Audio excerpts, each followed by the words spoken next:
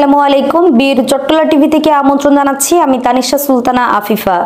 সেবার ব্রতী চাকরি এই মূল মন্ত্রকে সামনে রেখে বাংলাদেশ পুলিশের ট্রেনি রিক্রুট কনস্টেবল টিআরসি পদে নিয়োগ কার্যক্রম স্বচ্ছ ও সুষ্ঠুভাবে সম্পন্ন হচ্ছে। এরই ধারাবাহিকতায় বুধবার 10 সেপ্টেম্বর 2025 লক্ষ্মীপুর পুলিশ লাইন্সে লিখিত পরীক্ষার ফলাফল প্রকাশ করা হয়। ফলাফল ঘোষণার পর শান্তিপূর্ণ ও সুশৃঙ্খল পরিবেশে মৌখিক পরীক্ষা ভাইভা অনুষ্ঠিত হয়। নিয়োগ বোর্ডের চেয়ারম্যান হিসেবে উপস্থিত ছিলেন লক্ষ্মীপুর জেলা পুলিশ সুপার মোহাম্মদ আক্তার হোসেন। তিনি পরীক্ষার সার্বিক কার্যক্রম ঘুরে দেখেন এবং স্বচ্ছ প্রক্রিয়ায় মেধাবীদের বাছাই করার প্রত্যয় ব্যক্ত করেন। নিয়োগ বোর্ডের অন্যান্য সদস্যদের মধ্যে উপস্থিত ছিলেন চাঁদপুর জেলার অতিরিক্ত পুলিশ সুপার প্রশাসন ও অর্থ মোহাম্মদ লুৎফর রহমান, ফেনী জেলার অতিরিক্ত পুলিশ সুপার সদর সার্কেল মোহাম্মদ আরিফুল ইসলাম সিদ্দিকী, লক্ষ্মীপুর জেলার অতিরিক্ত পুলিশ সুপার সদর সার্কেল মোহাম্মদ রেজাউল হক এবং সহকারী পুলিশ সুপার শিক্ষানিবাস অন্তু কুমার দাস। এছাড়াও জেলা পুলিশের ঊর্ধ্বতন কর্মকর্তারা প্রক্রিয়ায় সক্রিয় ভূমিকা রাখেন। লিখিত পরীক্ষায় উত্তীর্ণ হয়েছেন মোট 24 জন।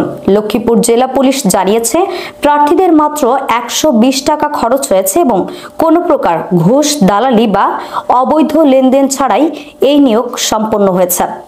স্বচ্ছতার মাধ্যমে এ ধরনের নিয়োগ প্রার্থীদের মধ্যে নতুন আস্থা তৈরি করছে। স্থানীয়রা আশা প্রকাশ করেছেন বাংলাদেশ পুলিশের এই উদ্যোগ ভবিষ্যতেই প্রতিফলিত হবে এবং সৎ, সাহসী ও মেধাবী তরুণরা দেশের সেবায় এগিয়ে আসতে উৎসাহিত হবে।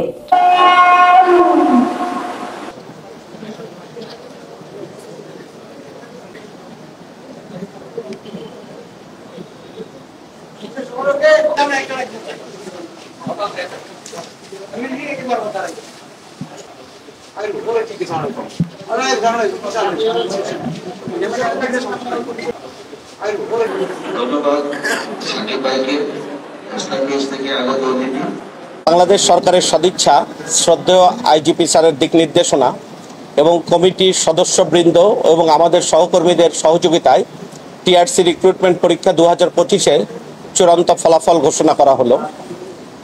এই পরীক্ষার প্রতিটি ধাপ অত্যন্ত স্বচ্ছতা, জবাবদিহিতা, নিরপেক্ষতার ভিত্তিতে করা হয়েছে। প্রতিটি ধাপই ছিল অত্যন্ত প্রতিযোগিতাপূর্ণ এবং স্বচ্ছ। প্রতিটি ধাপেই আমাদের পুলিশ হেডকোয়ার্টার্স কর্তৃক প্রেরিত প্রতিনিধিবৃন্দ উপস্থিত ছিলেন, সাথে ছিলেন কমিটির সদস্যবৃন্দ। আমাদের চূড়ান্ত পরীক্ষায় আজকে 24 জন উত্তীর্ণ হয়েছেন এবং প্রত্যেকেই তাদের মেধার ভিত্তিতে তাদেরকে নির্বাচিত করা হয়েছে। এছাড়া অপেক্ষমান তালিকা থেকে আরও 5 জনকে নির্বাচিত করা হয়েছে। আমি আশা করব যারা আজকে যোগ্যতা ও মেধার ভিত্তিতে নির্বাচিত হয়েছেন তারা এটার প্রতিদান হিসেবে, যেহেতু তারা যোগ্যতার মাধ্যমে স্বচ্ছ প্রক্রিয়ায় নিয়োজিত হয়েছেন, নির্বাচিত হয়েছেন, তারা এটার প্রতিদান হিসেবে জনগণের সুফল লাভ করবে, বাংলাদেশ উপকৃত হবে এবং আমাদের জুলাই আন্দোলনের যে স্পিরিট, সেই স্পিরিট ধারণ করে তারা জনগণকে কাঙ্ক্ষিত সেবা প্রদানে সক্ষম হবে। আমার অনুভূতি বলে বোঝানোর মতো না। আমাদের পুলিশ সুপার অনেক ভালো। 120 টাকা চাকরি পেয়ে আমি অনেক খুশি। ছোটবেলাকার স্বপ্ন পূরণ করতে পারছি। আমার বড় ভাই নেই, আমি ছোটবেলা থেকে স্বপ্ন পূরণ করার জন্য অনেক চেষ্টা করছি। একবার দিতে পারি নাই, এবার পারছি। আল্লাহর রহমতে আমার চাকরি হয়ে গেছে। আমি চেষ্টা করব যে দেশের অসহায় মানুষ যারা আছে তাদের পাশে দাঁড়াতে, দেশকে ভালোবাসতে এবং দেশের যে উন্নয়ন কাজগুলো আছে সেগুলো করার জন্য চেষ্টা করবো। লিখিত পরীক্ষা হয়েছিল, লিখিত পরীক্ষায় আমি উত্তীর্ণ হয়েছিলাম। তারপর আজকে ভাইবা পরীক্ষা, এখন ভাইবা পরীক্ষা উত্তীর্ণ হয়েছে।